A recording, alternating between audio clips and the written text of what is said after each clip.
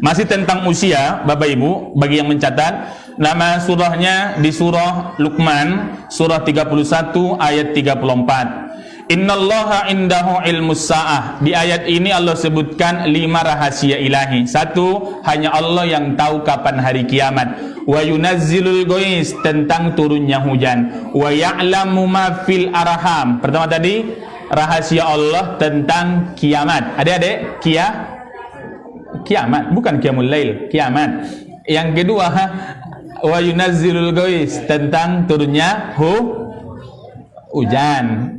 Yang ketiga, wa ya'lamu ma fil arham, hanya Allah yang tahu apa yang di rahim seorang ibu. Yang keempat, wa ma tadri nafsum maza taksibu goda, seseorang tak tahu apa yang terjadi besok. Makanya kalau Bapak Ibu kita berjanji dengan orang, jangan lupa mengucapkan insya, karena besok tak tahu kita apa yang terjadi. Planning, rencana itu di kepala kita, tapi apa yang terjadi esok itu rahasia Allah. Yang kelima, wa ma tadri nafsum bi ayyi ardin tamut, tak tahu kita kapan dan di mana kita meninggal. Siapa yang duluan itu juga rahasia Allah. Kita yang hadir di sini, mana kita tahu siapa yang duluan? Mungkin jamaah duluan, ustadz terakhir, atau ustadz terakhir, jamaah duluan. Itu rahasia Allah subhanahu wa ta'ala.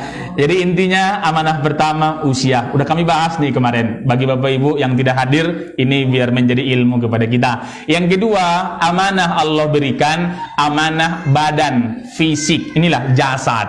Ini amanah dari Allah subhanahu wa ta'ala, kelak akan diminta pertanggungjawaban.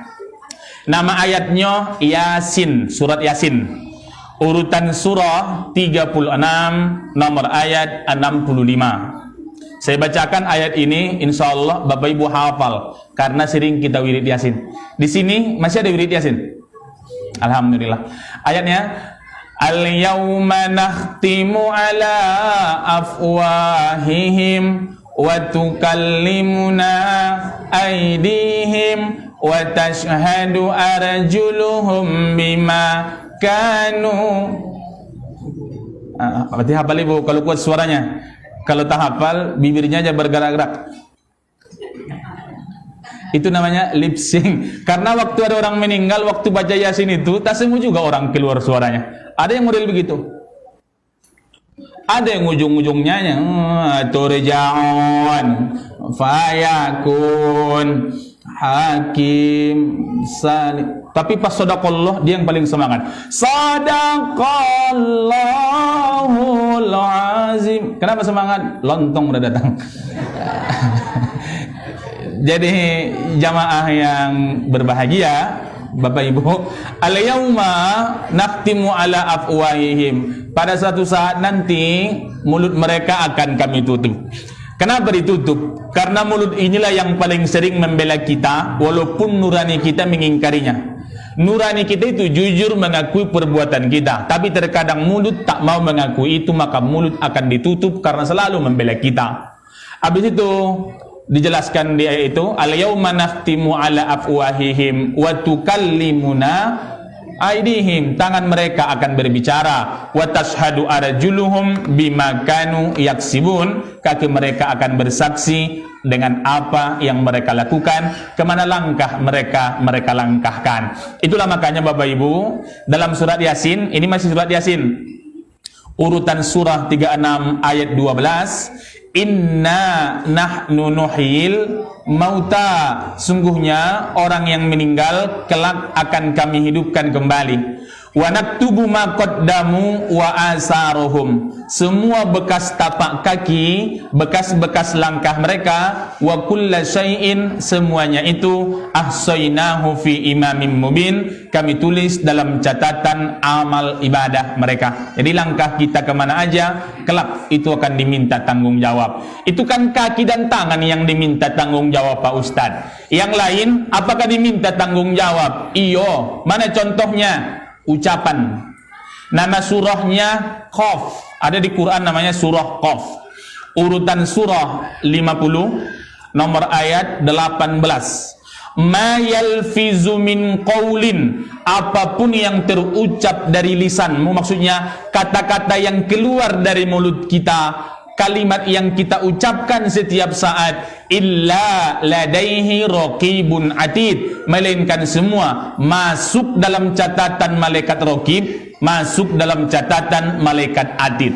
Kalau yang keluar yang baik-baik, alhamdulillah, sungguh banyak catatan malaikat raqib. Tapi bayangkan kalau yang keluar itu yang buruk-buruk, apalagi seseorang yang terus marah setiap saat, yang keluar dari mulutnya nama-nama yang ada di kebun binatang, catatan itu akan lengkap pada malaikat atid. Nauzubillah. Jadi jamaah yang mulia, tapi kalau yang keluar dari mulut kita yang baik-baik, apalagi waktu mengaji, itu malaikat raqib.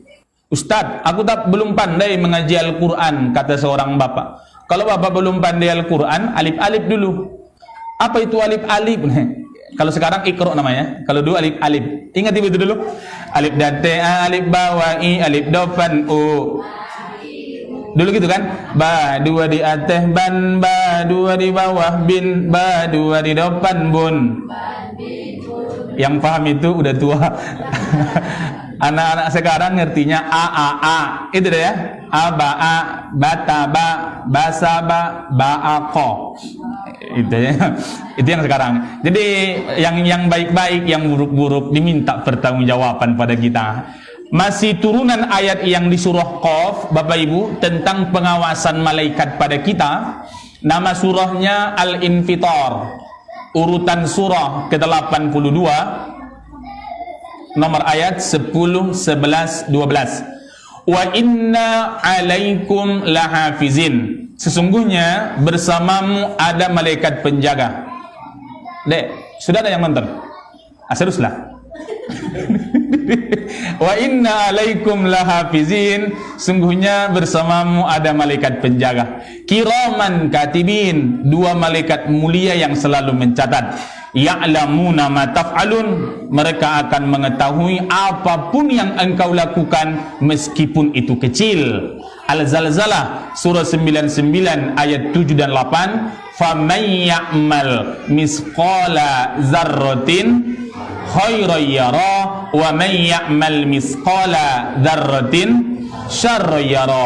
Kecil kebaikan keburukan yang kita lakukan, yara, akan dilihat oleh mata, akan diminta pertanggungjawaban di hadapan Allah Subhanahu wa taala. Lebih-lebih dengan lisan Bapak Ibu, berhati-hatilah karena ada ayat mengecam kepada orang yang tak bisa menjaga lisan. Ada ayatnya, namanya Al-Humazah, surah 104 ayat yang pertama. Wailul likulli humazatil, celaka bagi humazah dan lumazah. Bulan yang lalu Ustaz jelaskan dua-duanya, apa humazah, apa lumazah. Tapi karena ada kamera, saya jelaskan ulang. Kalau humazah, orangnya tidak ada, kita bicarakan dia. Humazah asal katanya hamaz, artinya dorongan dari dalam untuk membicarakan orang yang orangnya tidak ada. Karena orangnya tidak ada, bahasa Arabnya goib, tidak ada artinya. Kalau yang ada namanya hadir. Kau tadi hadir waktu di musola, hadir berarti ada. Berarti kalau tak ada, bahasa Arabnya goib. Karena tidak ada dia, goib, disebutlah keadaan itu gibah. Gibah itu asal katanya goib. Gibah membicarakan yang tidak ada. Tapi kalau humazah, dorongan dari dalam untuk membicarakan orang yang tidak ada, namanya humazah. Contoh, ada seseorang ngomong sama kawannya. Kawannya misalkan ya, namanya si Berlian namanya. Panggilannya Berlian, yo, aku benci nengok si Tuti itu. Kenapa? Sombong kali tadi waktu acara arisan. Kenapa? Sikit-sikit gatal telinganya, biar nampak sama kita gelangnya banyak. Padahal niat orang tak ada model begitu, tapi memang mau membicarakan saja. Itu namanya humazah.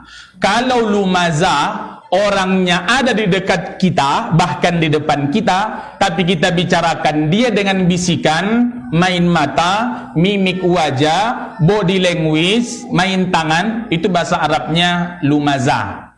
Contoh, waktu ke pesta ada 8 orang sama-sama mau ke pesta nih. Sampai di sana, kawan yang satu ngomong sama kawannya. Apa kata dia? Itu bahasa Arabnya lumazah. Ngerti kan? Orangnya ada di depan dia, cuma dia bisa ucapkan kekurangan orang melalui mimik wajah dan bisikan. Ibu pernah model begini? Halo? Mau dijawab tidak pernah, gitu kan? Mau dijawab pernah, malu, diam aja lah. Ada waktu di pesta begitu kan? Rupanya dia bilang, coba tengok ibu itu. Kenapa? Lipstiknya palsu. Kenapa kau tahu? Lengket di giginya.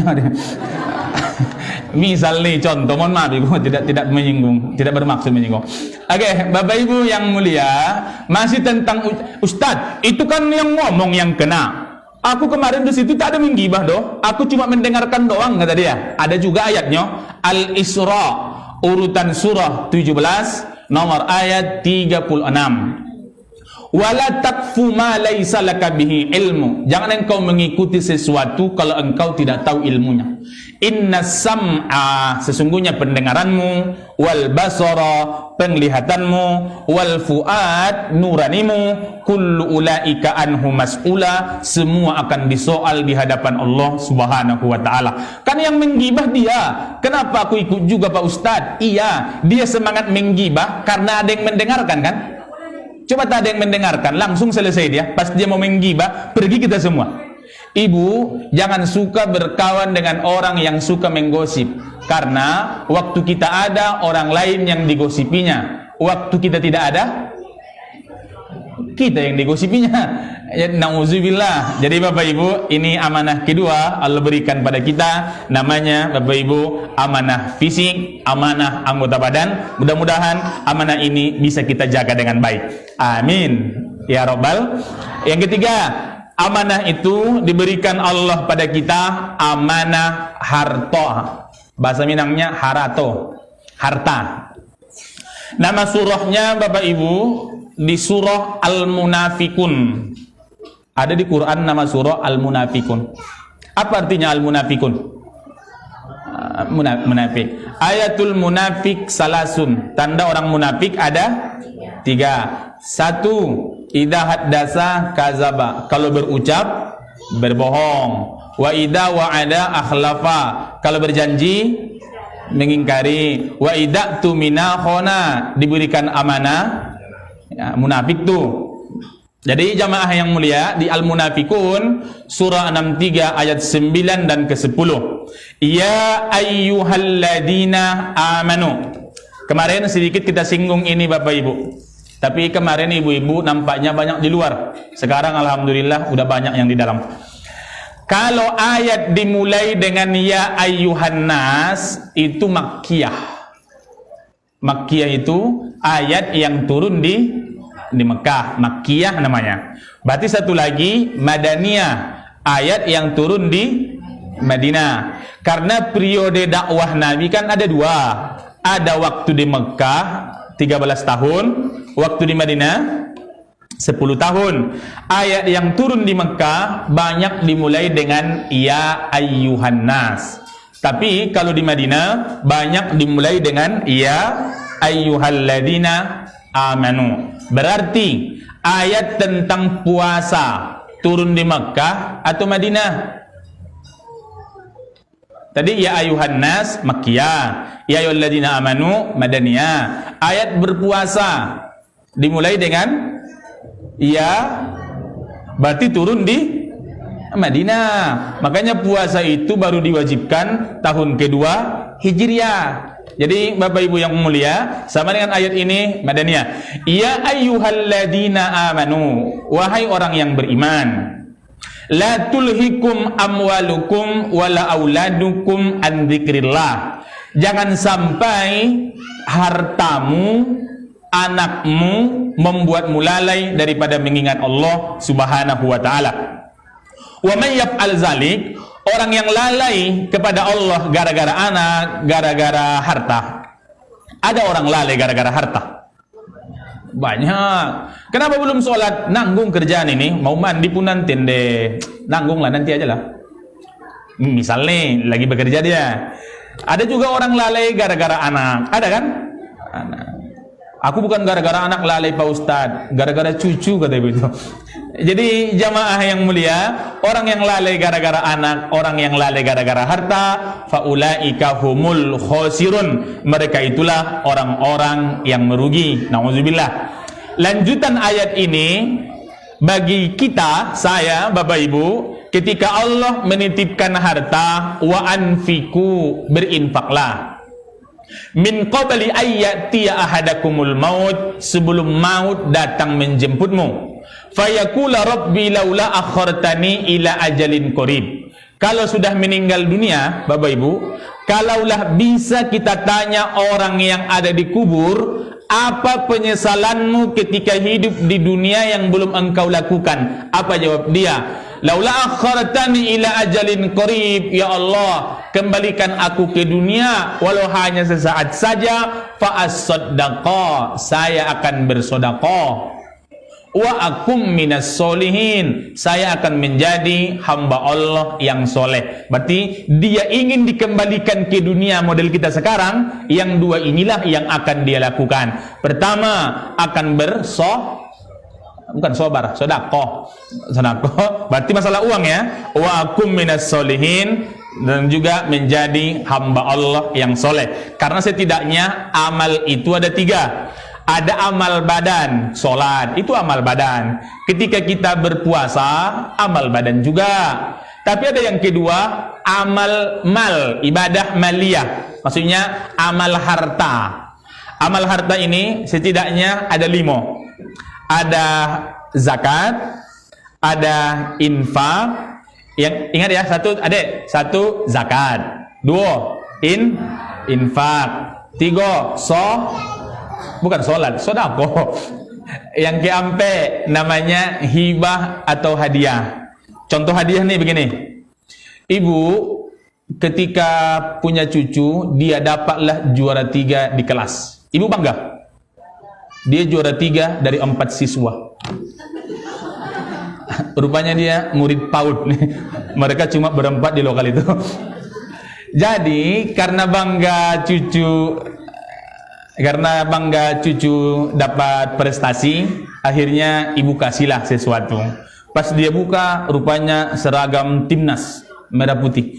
Itu bukan zakat, apalagi infak atau sedekah, tapi hadiah, memberi kepada orang karena rasa bangga terhadap orang tersebut. Ustadz Andi pernah dikasih orang hadiah? Pernah.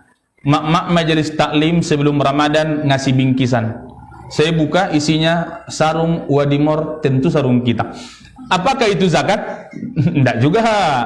Namanya hadiah. Yang saya bilang itu yang ada hadiah di tempat lain. Di Riyadul Jannah belum ada. Nggak tahu lah besok entah dikasih atau tidak.